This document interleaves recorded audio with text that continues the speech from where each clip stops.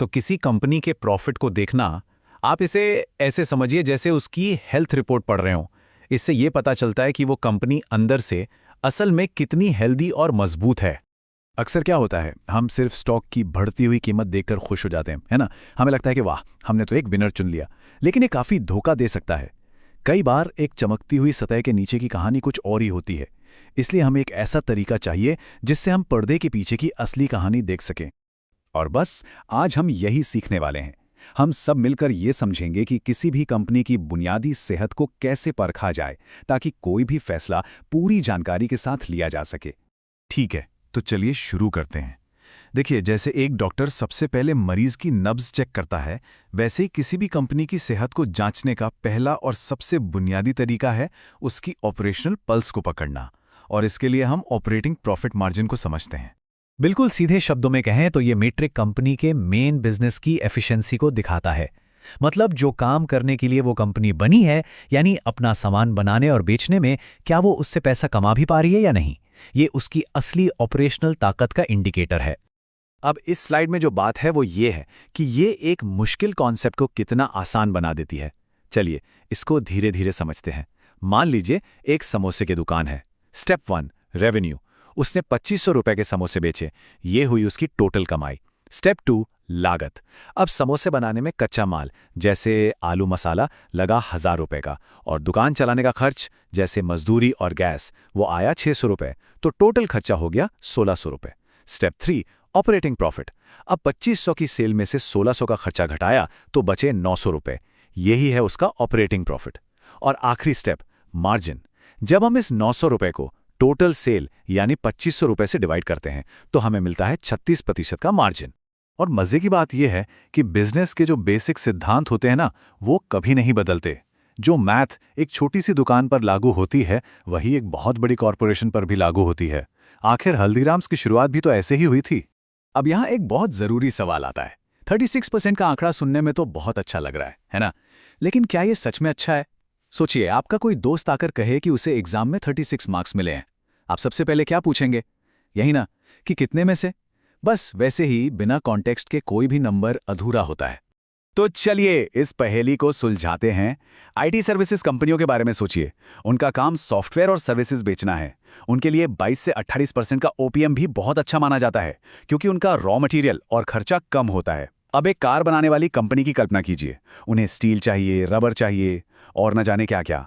तो उनके लिए 8 से 12% का मार्जिन भी शानदार माना जाता है, क्योंकि उनकी लागतें बहुत ज्यादा होती हैं। तो हमारे समोसे वाले दोस्त का 36% का मार्जिन, वो शायद जबरदस्त काम कर रहा है। चलिए अब एक कदम और आगे बढ़ते हैं और एक और दिलचस्प मीट्रिक को देखते हैं जिसे एनालिस्ट इस्तेमाल करते हैं। इसे कहते हैं एबिडा। ये हमें बिजनेस की प्रॉफिटेबिलिटी को एक अलग ही नजरिए से देखने में मदद करता है, खास तौर पर उस फाइनेंशियल शोर को हटाकर जो ब्याज और टैक्स जैसी चीजों से बनता है। सुनने में ये नाम थोड़ा भारी भरकम लग सकता है, लेकिन इसका मकसद बिल्कुल सिंपल है। ये कंपनी की कमाई की क्षमता को उन खर्चों से अलग करके देखता है जो उसके रोज के कामकाज से सीधे तौर पर नहीं जुड़े हैं। इसमें हम ब्याज यानी उधार लेने की लागत, सरकार को दिए जाने वाले टैक्स और मशीनों की घिसावट जैसे खर्चों को थोड़ी देर के लिए साइड में रख देते हैं। तो मोटा मोटा फर्क क्या है? ऑपरेटिंग प्रॉफिट हमें बताता है कि कंपनी अपने मेन धंधे में कितनी कुशल है। वहीं ईबीटीए एनालिस्ट को दो अलग अलग कंपनियों की तुलना करने में मदद करता है, भले ही उनका कर्ज और टैक्स का स्ट्रक्चर एकदम अलग हो। जैसे एक कंपनी जिस पर बहुत कर्ज है, उसकी तुलना एक बिना कर्ज वाली कंपनी से की जा सकती है, ये देखने के लिए कि असल में ऑपरेशंस किसके ज्यादा प्रॉफिटेबल हैं।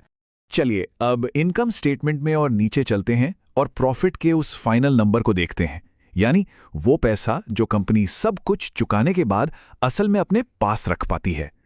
ये है कंपनी की असली टेक होम सैलरी। जो ऑपरेटिंग प्रॉफिट कमाया था, उसमें से पहले कर्ज का ब्याज चुकाया, फिर सरकार को टैक्स दिया। अब जो पैसा तिजोरी में बचा, वही है पीएटी या नेट प्रॉफिट। तो ठीक है, कंपनी ने इतना प्रॉफिट कमाया, लेकिन एक निवेशक के लिए, एक शेयर होल्डर के लिए इसका क्या मतलब है? आइए इस टोटल प्रॉफिट को अब एक पर्सनल लेवल पर समझते हैं। इसका हिसाब बहुत सिंपल है। कंपनी के टोटल नेट प्रॉफिट को उसके सभी शेयरों की संख्या से डिवाइड कर दीजिए। इससे यह पता चलता है कि हर एक शेयर ने कंपनी के लिए कितना पैसा कमाया। एक निवेशक के लिए यह सबसे जरूरी मीट्रिक्स में से एक है।